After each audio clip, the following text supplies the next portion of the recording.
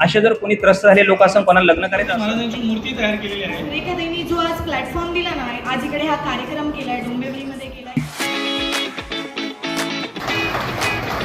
धन्यवाद ताई.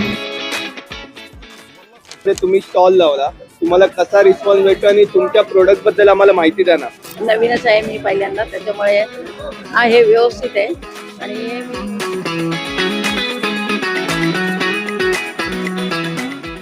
जय शिवराय.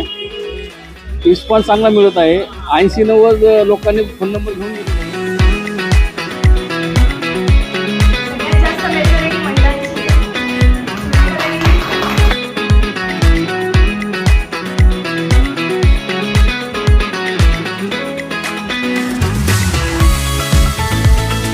नक्की फॉलो करा MUP-नेटवर्क